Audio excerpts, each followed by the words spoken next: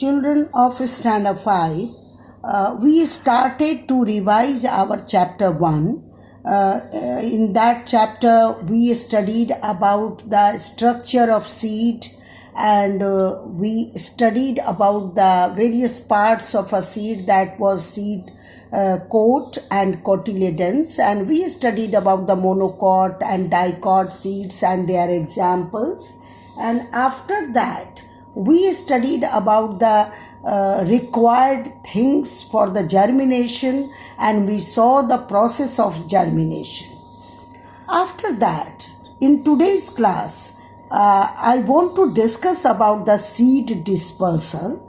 So seed dispersal is the carrying away of fruits and seeds to distant places from their parent plant is known as seed dispersal. So children, if all the seeds fall on the ground near the parent plant and germinate, there will be struggle for food, water and sunlight.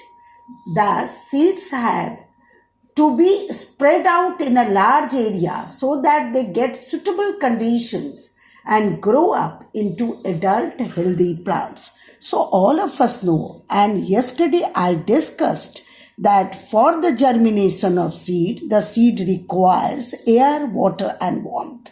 And when the seeds fall down near the parent plant, there must be struggles. There must be a struggle for receiving air, water and sunlight, because many seeds will be there and they grow simultaneously, and no seed will grow independently after getting adequate amount of air, water and sunlight. So the dispersal is needed for the good growth of the seed and for the real germination of the seed. So there are various means through which the seeds are dispersed. First, we should know about the dispersal of seed by wind. So if the seeds are dispersed by wind, the seeds should be light in weight or have hair or wings. So dandelion, cotton, maple have hair, and drumstick and seeds have wings. They help the seed to be carried away with the wind. So we saw that the dandelion seeds and maple seeds are carried away by wind. After that, dispersal of water.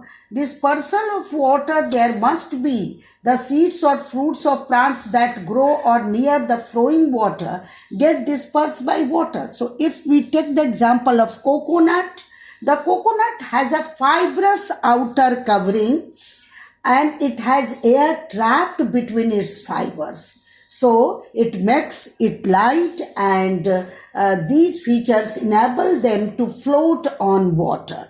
After that, we must see the dispersal by animals. Some seeds have hooks, spikes or stiff hairs that can easily get caught in the fur or feathers of passing animals.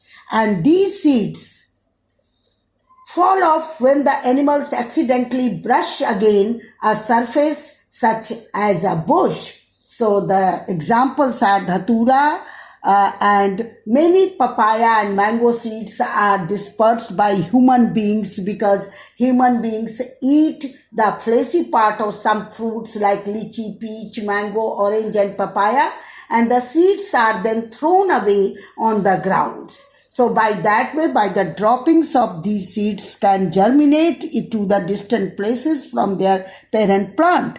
Then dispersal by explosion, we can easily see the balsam and pea and poppy explode when ripe and shoot out the seeds by the process of explosion.